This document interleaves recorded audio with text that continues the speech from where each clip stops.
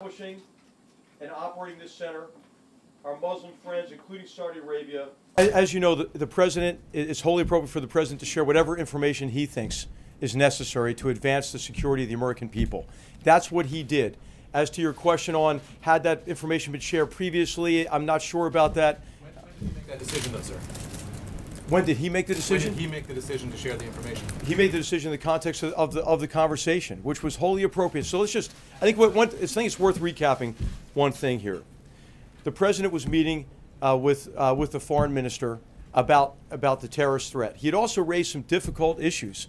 What we expected in terms of different behavior from Russia in key areas like Ukraine and as in Syria. But then the president was emphasizing, hey, we have some common interests here. We have to work together in some critical areas. And we have an area of cooperation with transnational terrorist organizations, ISIS in particular, an organization that had already taken down a Russian airliner and murdered over 200 people in October of 2015. And so this was the context of the conversation in which it was wholly appropriate to share what the threat was as a basis for common action and coordination and cooperation. So what we don't do is discuss what is and what isn't classified. What I will all of you are very familiar with the threat from ISIS. All of you are very familiar with the territory it controls.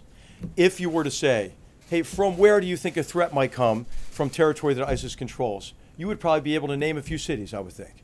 And so it was nothing that you would not know from open source reporting in terms of a source of concern.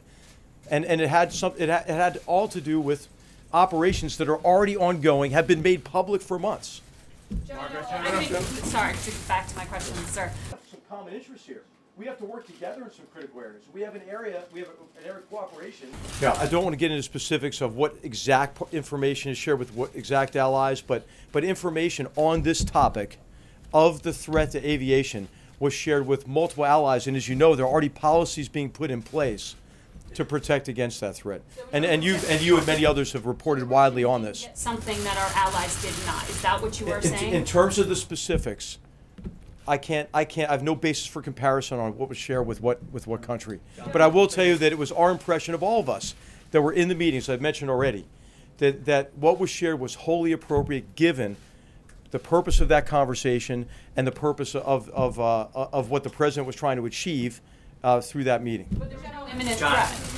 Just a source of concern, and it had all to do with operations that are already ongoing, have been made public for months. Well, I mean, there are no sensitivities in terms of me or anybody who's been with the president in many of these engagements.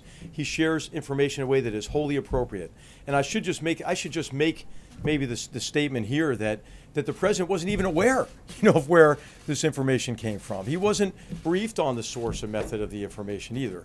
So I'm sorry, this is going to have to be the last question because we do have the president of Turkey coming, I think momentarily. Thank you very much. Contradict you. He contradicts you, General. We have more questions, General. Will you release the transcripts, John? General? Who's investigating the leaks?